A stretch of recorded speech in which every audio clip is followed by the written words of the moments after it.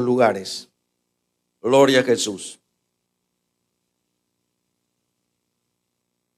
Vamos a retomar de nuevo como un segundo tema de lo que es la actitud que la iglesia debe de practicar. La actitud que la iglesia debe de practicar.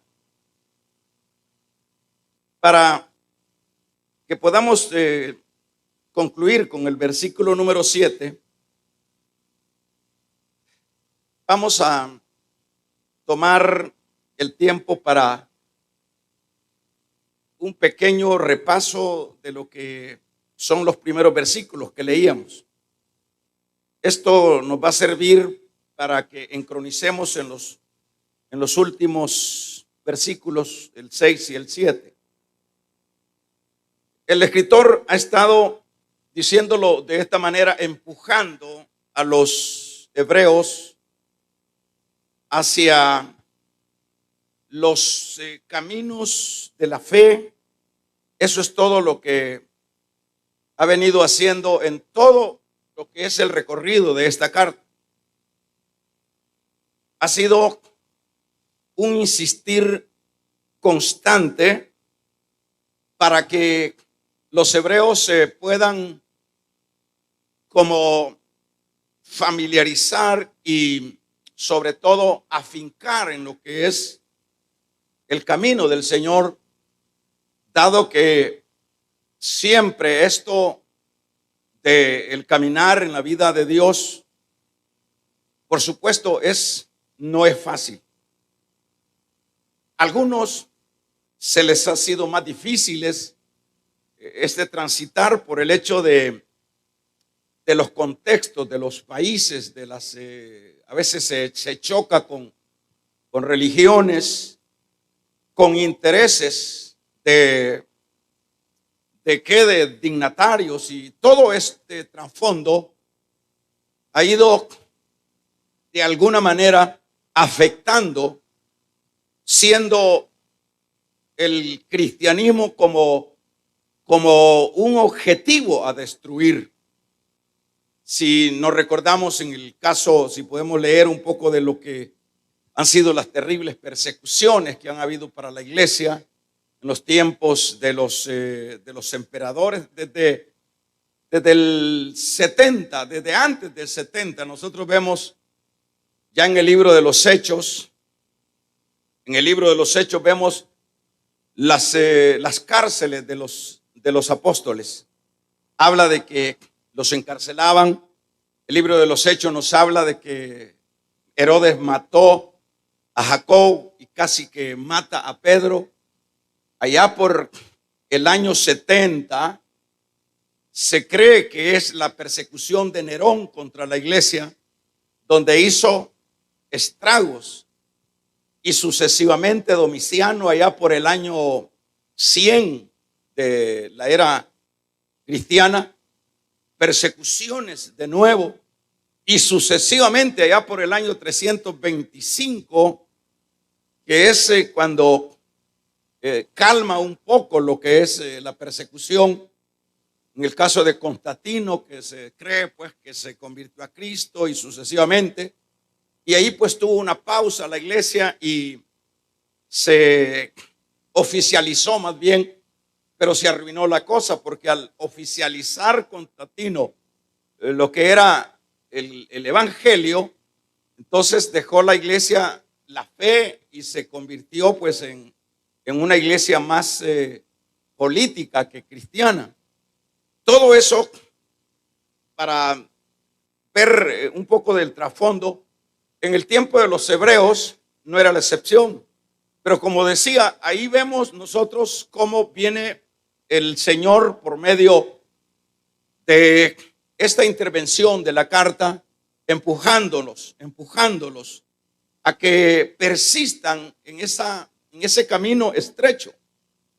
Y en este caso vamos a abordar lo que son 6 puntos, que son los que decíamos el martes pasado, que es a lo que le da continuidad este capítulo número 13. Y el primero, que ya lo medio vimos, es que el escritor insta a esta iglesia, que le está haciendo no fácil el mantenerse en la fe, les insta a permanecer en el amor fraternal. ¿Qué significa eso? Por eso decía, a manera de tema, las actitudes de la iglesia o actitudes que la iglesia evangélica cristiana debe de practicar dentro de su ámbito. ¿Cuál es? Aquí le está recomendando amor fraternal. Ellos tenían que identificarse con sus hermanos, con siervos de lo que era el manifestar ese amor fraternal en las dificultades que tenían que, por supuesto, ellos enfrentar en el recorrido de la vida espiritual. Entonces, acá lo que nosotros vemos es que era importante. ¿A qué se refiere el amor fraternal? El amor fraternal, está diciendo acá que se permanezca el amor fraternal.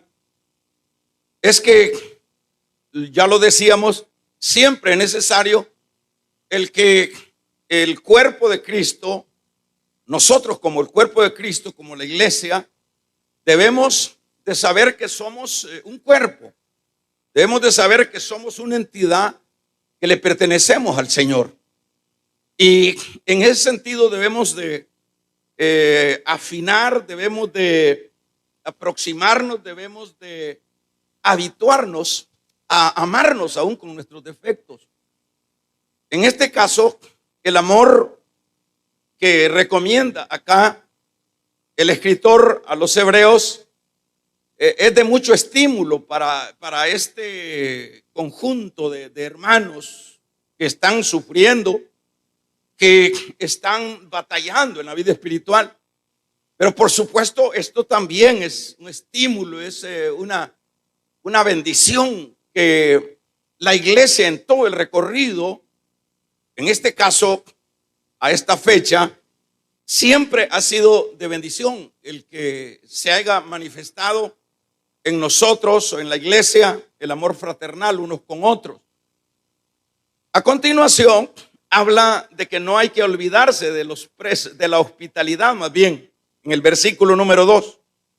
La hospitalidad era necesaria en este caso, en este trasfondo de la vida de la iglesia de los hebreos, porque en esto de las persecuciones siempre se requería, hermanos, porque si le damos un poquito de imaginación, de querer estar como viviendo este contexto de este entonces, vamos a ver que era perseguida la iglesia y era necesario que esos a veces que iban huyendo necesitaban el apoyo, necesitaban el que hubieran personas siempre creyentes que se prestaran para contribuir, para ayudar, para consolar, para acoger a los que estaban huyendo de la persecución por su fe.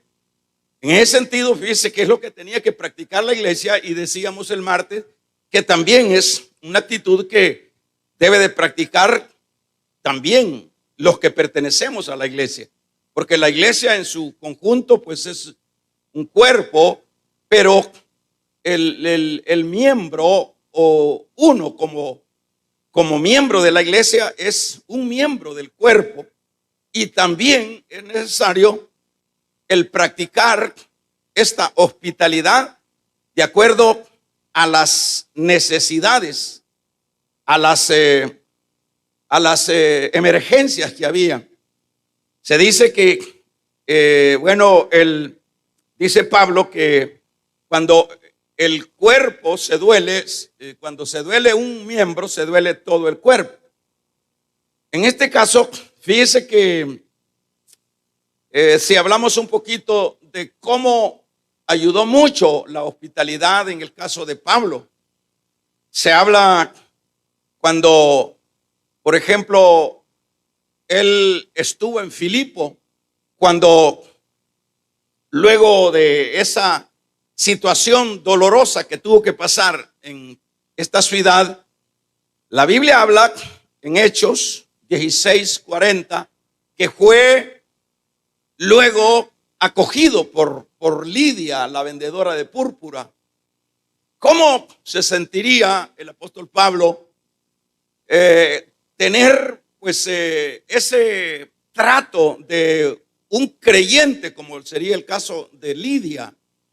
Y le digo más, Pablo no era un oriundo de ahí, no era un nacido de ahí de Filipo, era un hombre que era desconocido, pero mire las virtudes de pertenecer al cuerpo de Cristo. Cuando pertenecemos al cuerpo de Cristo, luego nos identificamos que somos parte de ese cuerpo. Y en ese caso vemos a esta mujer extraña para Pablo y Pablo extraño para ella, pero vemos de qué manera le da hospitalidad, lo acoge en su casa. Y esto dice acá porque en algunos casos dice había que hacerlo porque en ocasiones, muchos en el pasado, dice hospitalizaron o acogieron a ángeles, como mencionábamos el martes, que en el caso de Abraham llegaron los 3 varones. Él no sabía que era nada menos Dios, que eran ángeles. Y todo eso pues lo trae a reflexión. Pero aun cuando no sean ángeles, como en ese caso que estoy mencionando, pero que sean los mismos creyentes que son recibidos, que son cuidados de la manera que sea posible, esto es una bendición para el anfitrión. Yo me pongo a pensar qué bendición llevaría, porque, por ejemplo, se cree, se dice o se interpreta dentro de la palabra que los predicadores son ángeles, porque la palabra ángel lo que significa es mensajero. Entonces, todos los mensajeros se les atribuye el nombre de ángel. Imagínense que no sea un ángel de esos ángeles espirituales, pero que sea un creyente, una persona. ¿Cómo se sentiría o qué bendición nos lleva un hombre de Dios, un creyente a una casa cuando ha sido, atendido? Yo he tenido esas experiencias lindas y creo que se siente uno bien. ¿Cómo se sentiría Lidia cuando tiene nada menos a Pablo, que recién lo ha conocido, pero que le da hospitalidad? Qué bendición era tener ahí a un hombre de esos. Siempre cuando se tiene a una persona de esos en casa, hermanos, ¿qué es lo que les dijo el Señor cuando los envió la primera vez a los discípulos? Entonces, entren, sanen a los enfermos y sucesivamente. Pero cuando ya no los quieran o no les abran la puerta, pues no insistan, sacúdense el polvo de sus pies y váyanse a otro lugar. Porque el tener a uno que pertenece al cuerpo de Cristo, hospitalizarlo, no estamos pensando en el hospital, sino hospedarlo, cuidarlo. Esto era de gran provecho. Dice que en Tesalónica también Pablo, de acuerdo hemos estudiado, de Filipo sale corriendo hacia Tesalónica. Era una ciudad que estaba a unos 100 kilómetros de Filipo. Ahí llega Pablo. Y si leemos en el capítulo 17 de Hechos, cómo es acogido o recibido por uno que se llamaba Jasón, que casi también lo matan a Jasón. Pero ¿cómo puede ser? Mire los principios que se llevaban a cabo y que siguen vigentes en el tiempo de la iglesia moderna, por supuesto, con todas las precauciones debidas, con todas las precauciones debidas, porque hay tanta falsedad, ¿verdad? Pero eso no nos incime que no podamos nosotros practicar lo que es el hospedar a hermanos que pertenecen al cuerpo de Cristo en sus necesidades. En este caso, Jasón fue el anfitrión, y que Jasón, bueno, casi lo matan.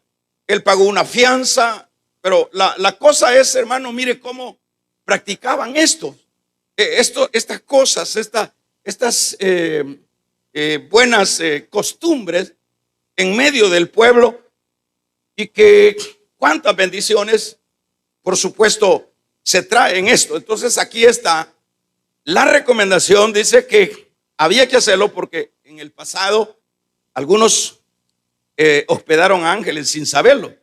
Acordado también, para que avancemos, el verso 3, acordado de los presos, como si estuvieses también vosotros juntamente presos con ellos, de los maltratados, como que también vosotros estáis en el mismo cuerpo. Ahí había que acordarse quiénes eran los presos, los que por su fe en el tiempo de los hebreos los metían a la cárcel. Acuérdense que ya estudiamos cuando el escritor, no digo Pablo porque no se sabe si es Pablo el que escribió Hebreos, por eso decimos el escritor, pero les dice el escritor que ellos fueron prácticamente despojados de sus bienes, que fueron esparcidos por su fe. Entonces, en ese sentido, les está dando como los últimos retoques a través de la carta, y le dice que se acuerden de los maltratados, como que también ustedes están en esa misma condición. Había una razón por qué acordarse de los maltratados, de estos que iban siendo perseguidos, de estos que iban huyendo, o estos que estaban en las cárceles también por la causa de la fe. Había que estos maltratados o estos que estaban presos, había que identificarse con ellos, porque una cosa es importante mencionar, hermano, porque cuando no tenemos una amenaza para nosotros, como que es más fácil decir yo estoy con usted, como que es más fácil decir cuente conmigo, pero el problema es que a veces eso solo son palabras. Pero dentro de este campo espiritual, dado que somos la iglesia y que la iglesia pues es una entidad santa, es una entidad que tiene un solo Salvador, tiene un solo propósito, va a un mismo lugar. Entonces no podemos como mezclar en esto lo que es el ámbito de fuera de la iglesia.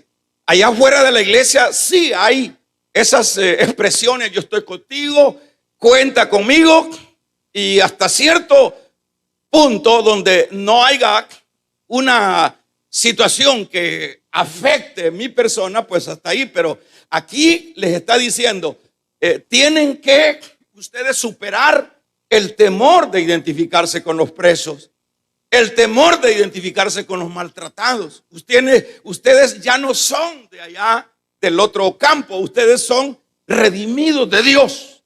Ustedes tienen que visitar porque ¿cómo se sentiría el apóstol? ¿Cómo se sentirían los santos? ¿Y cómo se siente la persona para acercarnos más cuando recibe? Acuérdense que el trasfondo de esto son presos por la causa de Cristo, no son por lo que a veces pensamos nosotros que es, claro, nosotros tenemos que orar por todos los presos, pero aquí específicamente es por lo de la fe. Por ellos había que visitarlos aun cuando hubiese un estigma para ellos, cuando pudieran ellos ser como afectados. Como decíamos el martes pasado, ir a visitar a un narco, cualquiera lo piensa. ¿Por qué? Porque puede ser, hermanos, como señalado, y pueden creer que en algo está también relacionado con tal persona, ¿verdad? Entonces, pero acá nada de eso sería. Aquí es por su identidad, por su fe. Ustedes tienen que Ustedes tienen que visitarlo. Y, por supuesto, ¿cuál es la condición de estos presos cristianos? Hermanos, frío, hambre, el consuelo. ¿Cómo sería de bendición para estos que llegue esa palabra de consuelo, que llegue esa comida que ahí no les van a dar, pero que el otro que es parte del cuerpo y que es miembro del cuerpo dice, mi hermano está? Y aquí el punto es, ustedes tienen que botar la barrera, ustedes tienen que identificarse en medio de las complejidades que sean. Ustedes tienen que hacerlo porque es el miembro de ustedes. Y eso es lo que decían. ¿Por qué? ¿Quién es el que visita en el campo puramente secular? ¿Quién es el que visita al preso? La mamá. Son las visitas que tiene. La mujer en los peores casos por algún tiempo, y en los mejores pues habrán mujeres fieles o viceversa, pero siempre es esa parte más cercana familiarmente los que se identifican. Yo conocí a una señora que visitaba a su hijo llorando. Dice, lo que sufro para ir a ver a mi hijo, toda la desnudan, le meten rayos X para ver cómo está, si lleva algo en el cuerpo y todo eso. Es una humillación terrible, pero solo el ser querido puede hacer eso. Pero el creyente no se puede distanciar de ese amor fraternal con el otro, porque al igual que así como los seres sanguíneos se aman y se arriesga para ir a verlos, para identificarse, consolarlos ahí en su necesidad, la iglesia no puede, les está diciendo, no puede quedarse corta en esto. ¿Por qué? Es que no es mi mamá, es que no es mi papá, es que no es mi hijo, pero es tu hermano, le diría en este caso. Es parte de tu cuerpo. ¿Se entiende, verdad? Vamos a regalarle ofrenda de palmas al Dios de la gloria. Es parte de tu cuerpo. Y hay una razón más, porque ustedes, cuando menos lo esperen, van a estar en la misma. Si usted lo lee ahí, eso es lo que va. Porque ustedes tienen que ver como que ustedes estuvieran en esa misma situación. Entonces el cristiano debería identificarse, porque cuando a él le toque, y eso es el principio de la siembra y la cosecha. Nosotros a veces somos muy egoístas y queremos que nos den, queremos, hermanos, recibir, pero no queremos dar. Pero en este caso se aplica ese principio de que lo que siembras, eso vas a cosechar. Cuando tú siembras, le estaría diciendo, cuando tú siembras visitación, consuelo, comidita, algunos libros para que puedan leer, para que se puedan animar en esa condición, tú estás sembrando, tú estás sembrando, porque un día también te va a tocar a ti, sería el trasfondo de ahí. Un día te van también a meter a ti preso, si es que eres creyente. Porque, hermanos, ese es realmente el trasfondo de la vida espiritual. Gracias a Dios que nosotros aquí le hemos pasado chele. Aquí nosotros no, al contrario, hasta nos saludan, hasta cohetes nos revientan cuando pasamos por ahí, hermanos. Pero ahí hay trasfondos terribles. Bendito Dios que vivimos en países donde podemos tener libertad de culto. Amén. Pero hay países donde no se puede, y es ahí donde se requiere el amor fraternal e identificarse con el otro que es parte del cuerpo. Entonces ahí es donde se requiere que un día vas a estar igual tú ahí, y lo que tú has sembrado lo vas a cosechar. Eso es una ley de los principios de la palabra. Eso viene siendo como, y eso es lo saca de lo que es la siembra y la cosecha. Nadie puede estar esperando cosechar si nunca siembra. Y esa es la ironía dentro de las iglesias, que la gente anda para arriba y para abajo porque dice ahí no hay amor.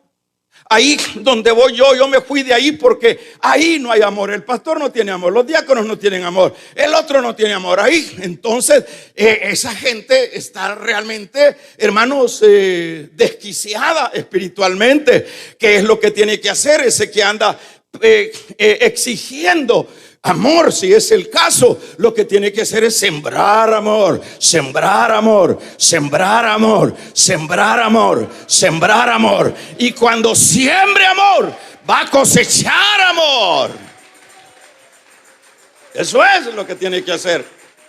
Y cuánta gente que anda, hermanos, toda soplada para arriba y para abajo buscando amor, y no lo vas a encontrar en ninguna parte porque tú tienes que sembrarlo. Entonces ustedes van a estar en su momento también en la misma, es lo que está diciendo. Y luego habla de lo que es el matrimonio honroso. Acuérdense que son 6 exhortaciones que les está haciendo en este versículo, en este capítulo 13. 6 exhortaciones que deben de practicar dentro de la iglesia. Y vemos en el versículo 4, es honroso, es en todo el matrimonio y el hecho sin mancilla. Le está diciendo, oigan hebreos, dentro de la iglesia ustedes tienen que, las relaciones sexuales tienen que estar dentro del marco del matrimonio, dentro del marco establecido. Entonces no se puede así por de afuera, por otro lado, en otro modelo, no se puede. Ustedes tienen que llevar esas relaciones sexuales, que obviamente el Señor pues fue el autor, el creador de todo esto. Entonces les está diciendo, ustedes tienen que estar conscientes de que es dentro de ese marco establecido por Dios donde deben de practicar la sexualidad. No hay otro modelo. La iglesia moderna, hermanos, la iglesia de hoy es una iglesia que se ha desviado, empezando con los que están al frente. Es decir, hemos perdido la sensibilidad de la doctrina de la palabra. Hay gente que en este tiempo está hasta reclama, hasta busca, hasta trata. Haya versículos para apoyar su tesis de que es válido si Abraham tuvo más de la Sara y que y Salomón no se diga y que pero allá cuando los fariseos le dijeron, ¿por qué permitió Moisés darle carta de divorcio? ¿Por qué, Señor? Le dijo. Y el Señor le dijo, porque son duros, por eso. Pero al principio no fue así. Varón y hombre, no dijo hombre y hombre, mujer y mujer, vamos a regalarle ofrenda de palmas al Dios de la gloria. Varón y hombre los creó Dios y los dos serán una sola carne. Eso fue al principio. Eso que Moisés les permitió es por la dureza de ellos. Que Moisés lo podían matar, pues divórciense pues. Y es lo que agarran ahora los modernos pastores o creyentes. Y doblan la palabra. No, hombre, si es que Dios lo que ve es el corazón. Y ahí es el desfase. Hay tanto descuido en esto que incluso hasta se practica promiscuidades. ¿Qué significa promiscuidad? Promiscuidades son jóvenes que están fornicando y ya es una regla en medio de las iglesias. ¿Y cómo hace el pastor y no los puede disciplinar? Hay que disciplinarlos a todos. Muchas veces en ocasiones entonces se va a quedar solo el pastor. Es mejor seguirle predicando ahí, porque el Espíritu Santo va a seguir trabajando en ellos. Vamos a regalarle ofrenda de palmas al Dios de la gloria. Es mejor, pues sale más ganancioso antes de disciplinarlos y que lo que hacen es irse a otra iglesia y hasta los ponen de pastores en otra iglesia.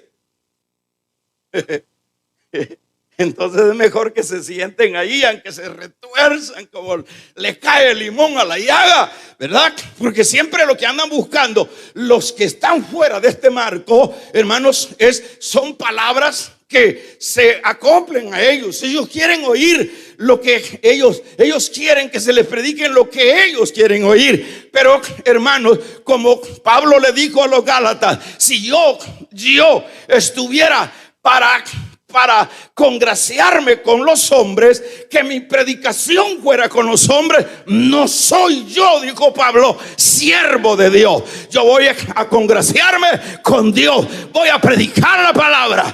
A Timoteo le dijo Pablo, predica la palabra, predica la palabra. Y Señor, y a los jóvenes promiscuos del siglo XXI, predica la palabra. Pero si me van a correr, predica la palabra. Los jóvenes no se van a componer cuando el pastor se vista de Santa Claus. Señor, reprenda al diablo. Los jóvenes se van a convertir cuando se les predique la palabra. Porque ese es un montón de falsos predicándole a los jóvenes, y se ponen en chores y se ponen bien raros unos señores que predican, hasta se ponen una su camisetilla así como blusa para no ser muy ofensivo a los jóvenes. Aquí no se trata de andar de payaso. Aquí se trata, le dice el Señor, predica la palabra, le dice a Timoteo. Pero ¿cuál es la palabra? La palabra es viva y eficaz, penetra hasta adentro. Y hermanos, y allá raya con el alma y el espíritu. Y penetra, hermanos, corta. Y cuando viene para afuera, sigue cortando. Porque esa es la palabra. Dele fuerte esas palmas al Dios de la gloria. Entonces, los jóvenes quieren oír predicaciones acomodadas, pero hay de aquel que se presta para eso. Porque lo que dice el mismo escritor a los hebreos, dicen: jóvenes, respeten a sus pastores, porque ellos darán cuenta de sus almas. El pastor tiene que dar cuenta de cada individuo que está en su... A veces uno se alegra cuando viene más gente a la iglesia, pero es un lío para el pastor. Es otro montón de líos y problemas. Porque esa gente viene, a veces vienen crudos, a veces vienen con pretensiones. Y ahí tiene que tener uno el carácter de pastor para no vender la progenitura. Este volado es serio. Aquí no se trata, aquí usted no ve que viene, allá viene Julano de tal, allá viene Jimmy Swagger, venga a predicarles aquí. Jimmy Swagger tiene que sentarse, y hermanos, tiene que ser Dios el que levante, tiene que ser Dios, porque dice Pedro, cuando tú te levantas te va a botar, te vas a caer, pero cuando te levanta Dios te va a sostener. Dios te va a sostener. Hay lugares donde allá la hermana no tiene algún salmito por ahí, y aquí, allá, eso le hicieron a Pablo, incluso con el Señor. Dijeron: no hay alguno aquí que tenga algunas palabritas, dijo un dirigente de la sinagoga ahí en Lucas 4. Y se levantó el Señor y empezó a predicarle: hoy se ha cumplido esta escritura. Entonces la gente agarra esas mañas y de perder el culto. O sea, aquí no se trata de quitarle el tiempo a la gente. Si usted aquí viene a aprender. Y si usted viene aquí a dormir, pues duérmase. Y si usted se quiere ir luego, pues váyase luego. Vamos a regalarle ofrenda de palmas al Dios de la gloria. Aquí se trata de aprender. Entonces, lo que es esa parte sexual, no hay forma de que se practique fuera del matrimonio. Porque a los fornicarios, dice a continuación aquí, lo juzgará Dios. Toda esa gente que anda en la fornicación, tienes que saber que tienes problemas. Amén, amén. Digan pues amén, amén. Gloria a Dios. Entonces, en este caso, vamos a ver, no le teman al matrimonio. Eso es como santo remedio para no caer en el desfase. Porque ¿qué es lo que dice Pablo a los Corintios en su capítulo número 6?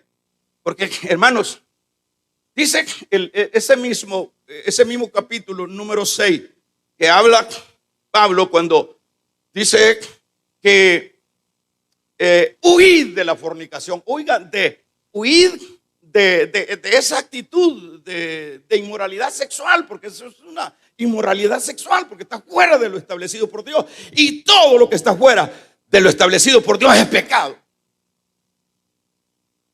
Huya de la fornicación, es de huir, porque no hay pecado que afecte más, decíamos, como la inmoralidad sexual. Eso afecta la vida por toda su extensidad. Pero dice alguien, pero mire, yo estoy bien, hermano. Pues sí, lo que pasa es que podemos usar la filosofía del chumpe en Navidad. ¿Qué es lo que se dice de allí, de ese dicho por ahí? ¿Ah?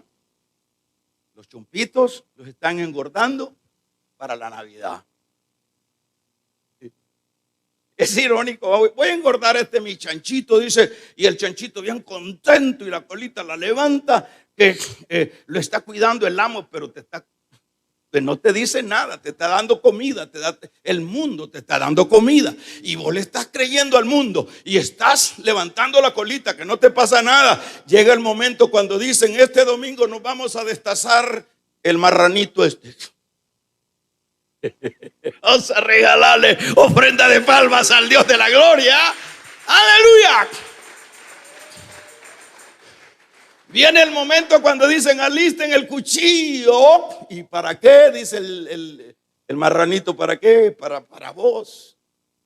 Es como el joven, dice, va detrás de la prostituta como el buey, ¿a dónde?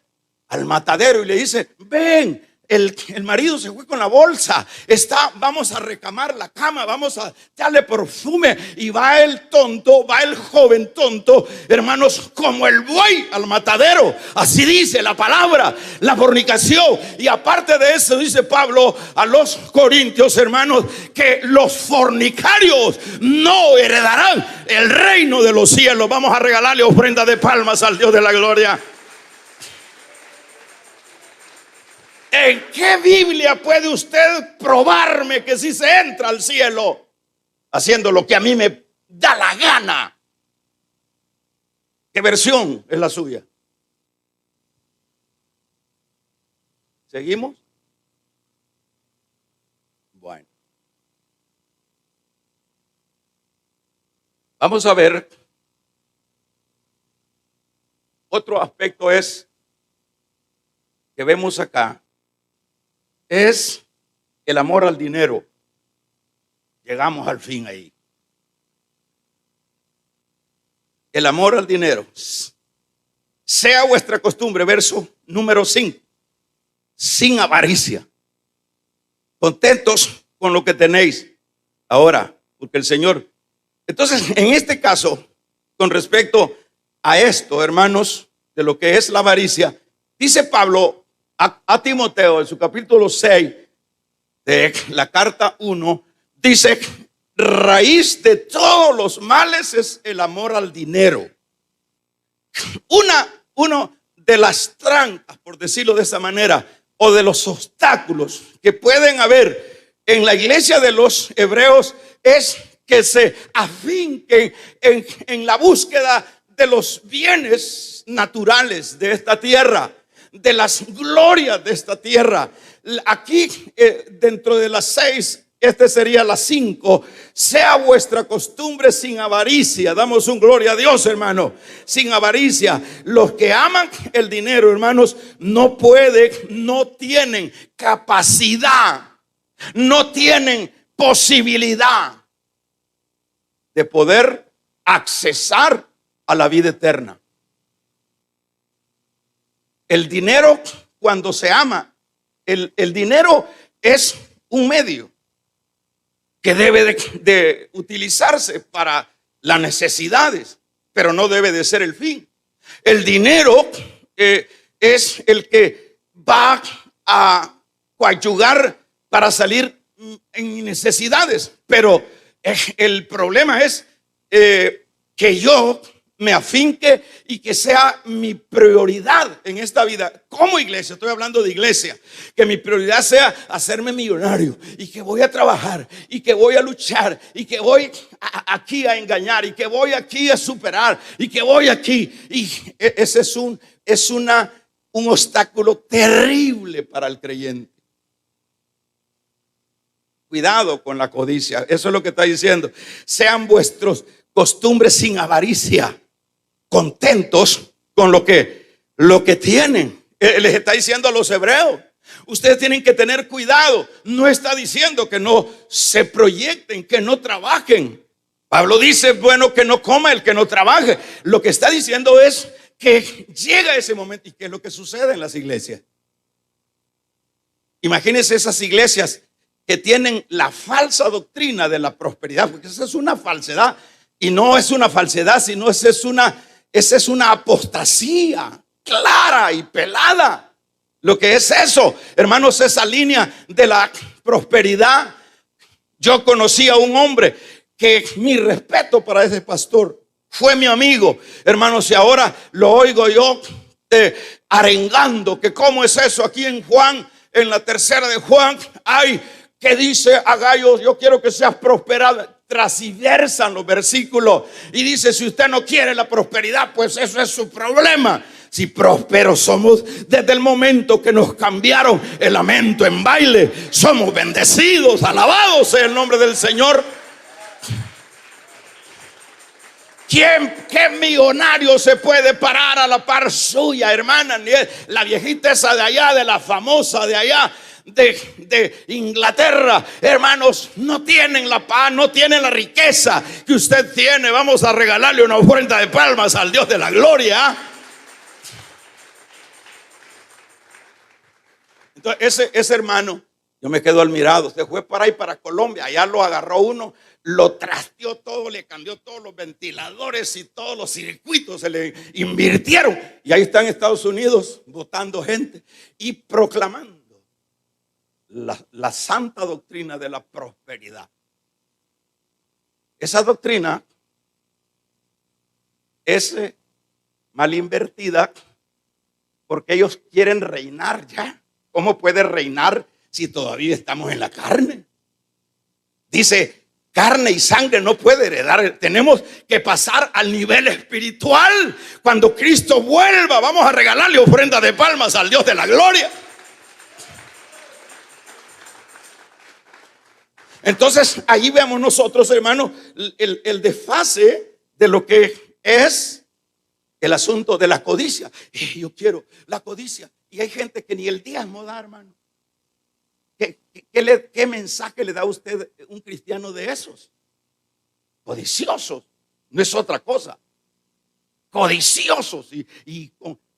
Dice la Biblia que el que no es fiel en lo poco, diga lo demás a usted, tampoco lo será en lo mucho. Si esos 10 centavitos que le tocan, como yo le he dicho, es una manera que Dios va enseñando a su pueblo. Porque aquí ya estamos afuera de allá. Y aquí estamos adentro de arriba. Aquí ya somos embajadores de otro reino. Ahora nosotros ya tenemos los principios y los valores de otro reino. Damos un gloria a Dios, hermano. Y cuando usted no se quiere someter a los valores de este reino, usted está, hermano, frito. Usted no sabe qué anda haciendo. La Biblia dice, de modo que si alguno está en Cristo, es nueva criatura. Las cosas viejas pasaron. Aquí todas son hechas nuevas. Que se oiga un poderoso amén. No, pero es que saber qué hace el pastor. Bendito Dios que yo 3 meses dejé de diezmar cuando recién entrado. De ahí no me importaba qué hacía el pastor con mi diezmo. Es problema de otro. Pero ¿por qué no se da eso? ¿Por qué muchos cristianitos ni eso tienen valor? Codicioso. Es que no me alcanza. Mentiras, es codicia. Es codicia. Eso no es de uno. ¿Acaso ahí no se está contradiciendo con la prosperidad? Eso no es prosperidad. Esa es una doctrina. Traigan los diezmos. No os presentéis con las manos vacías. ¿Cuál fue el problema del joven aquel? Quería cielo. Y dice que llegan del Señor: Señor, bueno, ¿qué haré para heredar el reino de los cielos? Quería cielo, claro, quería cielo. Mire, si la gente toda quiere cielo, pero cielo a su manera. Y no estoy diciendo que el cielo hay que comprarlo con diezmo. El trasfondo de ese versículo o de esa pretensión de este hombre: quería cielo sin tocar su yo, sin desboronar su castillo. Y por eso es que el Señor le dice: vende lo que tienes. Y el Señor sabía que ese era su amor. El amor de él era eso. Le dice: vende lo que tienes, dárselo a los pobres, dado que vos decís que estás cumpliendo el quinto mandamiento, y seguime. ¿Qué pasó? ¿Qué pasó? ¿Aló? Dice que se fue triste, se fue triste. ¿Por qué? Entonces ahí viene, dice el Señor, y le dice: mirá, le dice el Señor, ¿y cómo es eso? Le dice: es más fácil que entre por el ojo de una aguja un rico, un camello, y no un rico al reino de los cielos. ¿Por qué? Por el amor al dinero. Mucha gente aman el dinero, no aflojan el dinero. Dice que hay tanta cosa de eso. Hay millonarios que no tienen ni hijos para que el dinero no se distribuya en los hijos. Y hay historias, por lo menos aquí en el centro de San Salvador, ahí donde han hecho una media asamblea legislativa, un terreno que es rico, millonario, no quiso mujer, no quiso hijo, porque él quería llevarse quizás el bien para arriba y se murió. Ahí quedó abandonado. Hoy lo agarraron los otros. Ahí queda todo eso abandonado. Y eso no aflojan, no dan nada. Codicia. No pueden, al cielo no pueden entrar los codiciosos. Que se oiga un poderoso amén. Ya se les quitó el gozo, hermano. Vamos a regalarle ofrenda de palmas al Dios de la gloria. Aleluya. No se puede, definitivamente. Dice: cuidado con la codicia. Cuidado con la codicia, porque raíz de todos los males es el amor al dinero. Esa es una raíz, eso es peligroso. Que uno dice, yo les he contado, yo conocí a varios, un hermanito, aleluya, siervo, no sé qué. Y bueno, por curiosidad le pregunté yo, porque no era aquí en el país: ¿y usted en dónde se congrega, hermano? Mire, hermano, yo solo soy cristiano nada más. Así, ¿no? Yo no puedo, hermano, congregarme porque tengo tanto, mis metas son fuertes. Así que son los 365 días del año este negocio. Nunca lo he cerrado. Pero hable con él, usted verá qué bonito habla, versículos aprendidos, memorizados y todo eso. Y la gente cree que esto es a la loca. La gente que quiere evangelio según San yo. Pero no, ¿qué es eso? Eso es amor. Esa es codicia. ¿Acaso no dijo el Señor cuando el diablo le ofreció, hermanos, la gloria de este mundo? ¿Acaso no dijo el Señor, lo mandó el Señor al diablo? Le puso un versículo allá en Deuteronomio. ¿No has leído, diablo? Le dijo, porque el diablo lee la Biblia, que no solo de pan vivirá el hombre, sino de toda palabra que sale de la boca de Dios. No solo de pan vivirá el hombre, no solo de estas cosas perecederas, sino de la palabra. Esto está dando vida. ¿Cuántos están recibiendo vida esta noche? Levante la mano los que están recibiendo vida. Esto es mejor que cualquier caviar. Esto es mejor que cualquier banquete. Porque es el que come mi pan, el que come mi carne y bebe mi sangre, tiene vida eterna. Esta es la palabra. Esta es la palabra. La palabra.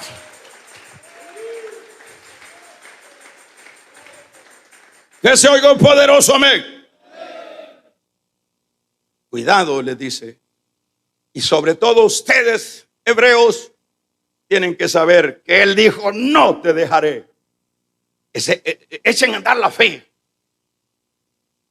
Y eso es lo que termina diciendo, dice, de manera que podemos decir confiadamente, el Señor es mi ayudador, no temeré lo que me pueda hacer el hombre. No hay problema. Ustedes no tienen que desarrollarse en la vida pensando que la riqueza es el puntal importante. No, es el Señor. Él ha dicho, hay una promesa, y eso es lo que ha dicho el Señor: no te dejaré ni te desampararé. Yo le pregunto, hagamos un ejercicio. ¿Cuántos estuvimos hace un año en la pandemia y estuvimos en la cuarentena? Levante la mano. Si estaba en la luna, pues no estuvo aquí en la cuarentena. Pero si estuvo aquí en la tierra, creo que todos estuvimos en cuarentenado.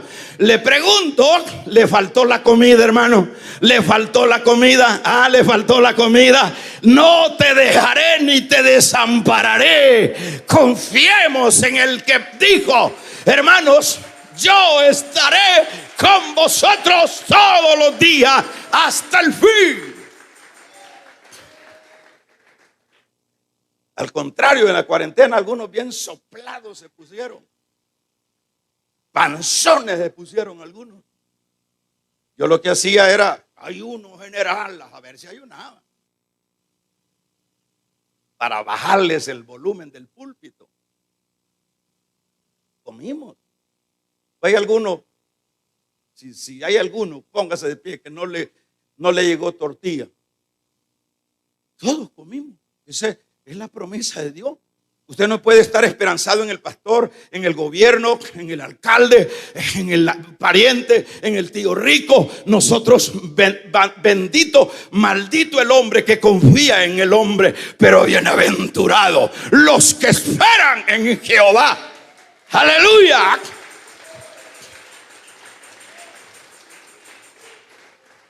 Pero es que fíjese que el que me mandó la canastilla es fulano de tal. El pastor no es el pastor. Dios tocó al pastor. A ese hermano que te llevó la canastilla no fue. No le deje el crédito a esa. Fue Dios el que tocó, que sabía que vos necesitabas.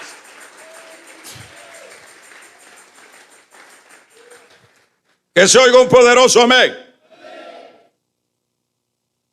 Acordaos, verso 7, de vuestros pastores. ¿Qué dice? Que os hablaron la palabra de Dios. Considerad cuál haya sido su resultado y su conducta. Imitad su fe. Eso es lo que les estoy diciendo. Consideren los que les han predicado. Consideren esos hombres que les llevaron la palabra, por no decir. Consideren a Apolos, consideren a Pablo, consideren a Pedro, consideren esos hombres que les llevaron la palabra. Considerad, eso es lo que dice, acordaos de vuestros pastores que os hablaron la palabra de Dios. Considerar cuál ha sido su resultado y su conducta. ¿Cuál es el resultado que ustedes han tenido? Salieron de allá de la que es la religión del judaísmo y ahora están en el mejor lugar. Sí, tienen problemas, pero eso está dentro del combo. Pero como dice Pedro, hermanos, que las pruebas solo son un momento. Y luego de las pruebas vienen las coronas. Entonces acá dice, fíjese, este es otro lío que tenemos, que se nos digo lío, pues, por el hecho de que, hermanos, el pastor tiene el compromiso de predicar la palabra. Aquí no se trata de entretener gente. Los púlpitos no deben de ser, debe de hacer huelga. La congregación debe de hacer huelga, que no les estén entreteniendo con contarles tonteras de acá del mundo. Hay que predicar la palabra. La Biblia hay que predicar. Que yo fíjese que fui al supermercado y ahí me vi con uno y que no sé cuánto y que fíjese que la Biblia es la que necesitamos. Aquí usted no necesita saber los chambres del otro. Vamos a regalarle ofrendas de palmas al Dios de la gloria. ¿Para qué diablo me van a ir a contar los chambres del otro o los éxitos del otro? Cuénteme los éxitos de Pablo, de Pedro. Poniendo relevancias en hombres.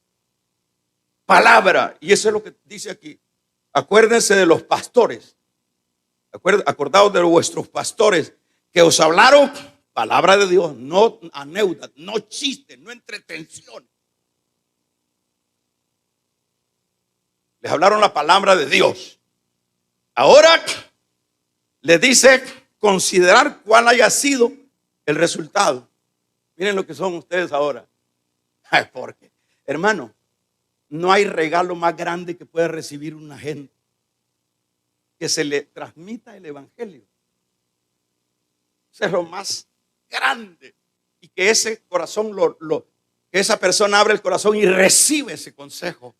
No hay cosa y no hay aportación más grande que pueda recibir una persona, sino ese que levanta a Dios, como dice el estudio de esta semana, que levanta a Dios para predicar la palabra, y no solo para predicar, sino para pastorear a aquellos que reciben la palabra. No hay cosa más linda que usted haya caído dentro de esa red de la gracia, por medio de que se levantó alguien.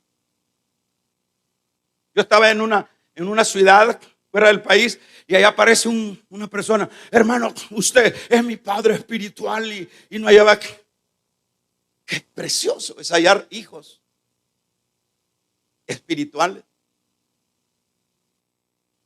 Eso es el regalo más grande. Nosotros debemos de amar más que cualquier otra cosa esto.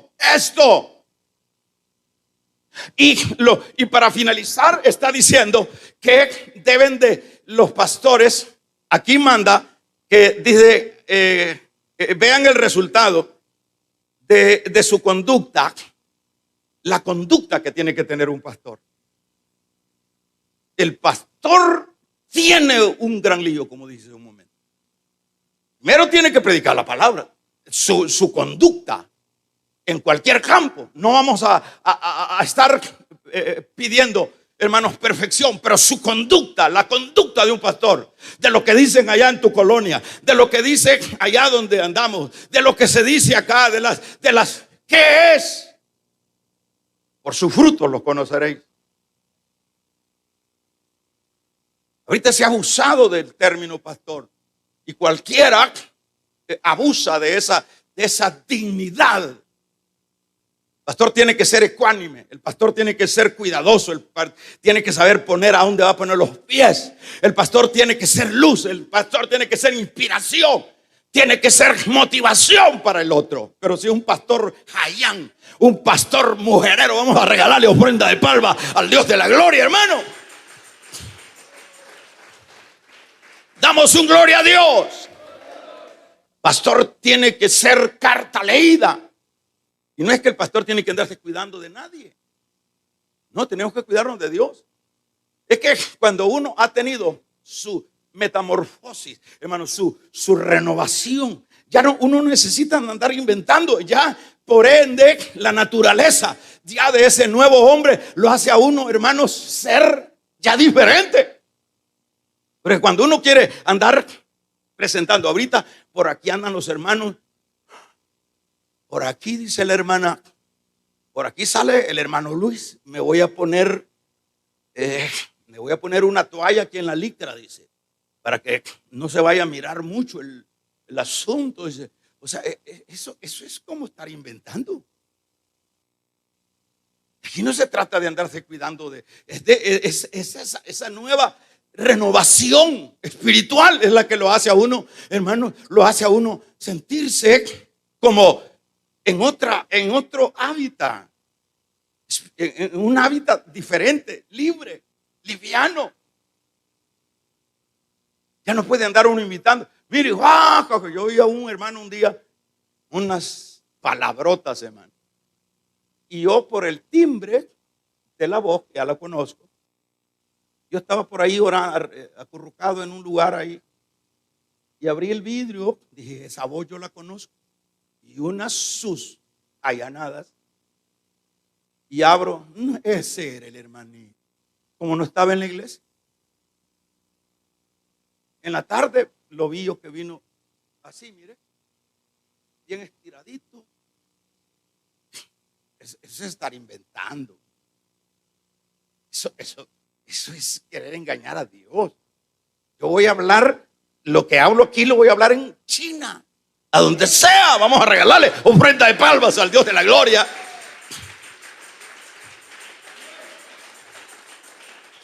Entonces, aquí dice, imítenlos, imiten la fe de ellos. Entonces uno más bien tiene que ser como un ejemplo para que los otros lo imiten. Imiten la fe, les dice de esto. Pablo dice en su capítulo 11 de la primera de Corintios, en su capítulo 1, dice, imitadme a mí. Mire lo que dijo Pablo, hermano. Póngale atención a eso. Que yo les diga a ustedes, imítenme a mí, eso es atrevido. No tengo valor de decirle eso yo a usted, porque no tengo la solvencia. Pero Pablo dice, imítenme a mí. ¿Qué nivel? Como yo imito a Cristo. O sea que a los hebreos, el que les predicaba la palabra tenía que ser inspiración para ellos. Ellos tenían que querer ser como ese tutor, como ese mentor, como ese maestro. Yo quiero ser como ese maestro. Yo quiero ser lo que hacía Eliseo. Eliseo se le pegó, hermanos. Damos un gloria a Dios. ¿Cuántos están recibiendo? De un amén los que están recibiendo. Démosle una ofrenda de palmas al Señor. Aleluya. ¿Qué es, hermanos? Lo que surgió, el efecto que surgió para la vida de Eliseo. No se le despegaba a Elías. ¿Y Elías quién era? Elías, ¿quién era? Elías, ¿quién era? Y hermanos, Elías salía para allá. Elías, un hombre entregado. Vive Jehová, dice Elías, en cuya presencia estoy. En la presencia de Dios vivía. Y se le pegaba Eliseo y decía, este es mi mentor. Este no lo suelto. Y por una ocasión le dijo, Elías es, ¿verdad? O Isaías. Elías. Y le dice Elías, dice, mira, ya sentía ya que ya se quería ir Elías, ya sentía la muerte. Dije, mira, fíjate que ahorita voy a ir por aquí al otro lado del Jordán. ¡Vive Jehová! No me digas que te vaya, no, que te deje. Y se le pegó y se le pegó y se le pegó. Allá cuando, bueno, le digo, sí, ¿y qué es lo que crees? Que me des doble porción. Mire qué exigencia.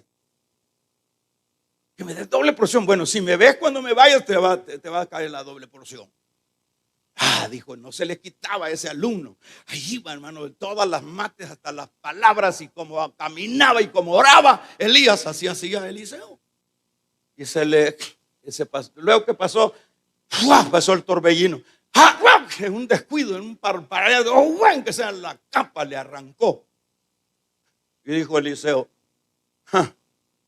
dijo, carro de Israel y gente de a caballo se llevaron a mi mentor, y se topa con el río Jordán de punta a punta, es decir, crecido. Y dijo, ¿dónde está el Dios de Elías? Y levantó aquel chirrango que llevaba, pero ese chirrango llevaba la unción de Elías. Alabado y bendecido sea el nombre del Señor. Y golpeó el Jordán y se abrió el Jordán. Y Eliseo hizo más milagros que su mentor. Resucitó más muertos. Imitó. Qué bueno es imitar lo bueno. Esas hermanitas que buscan de Dios, imítelas. Esos hermanitos que buscan, imite eso. Que son perseverantes en el trabajo, imitemos eso. Eso es bueno, imitar. No imite las malcriadezas. Imitemos a los hombres de Dios. Pablo dice, así como yo imito a Cristo. Tremendo. Que Dios nos ayude, hermanos hebreos. Pónganse de pie.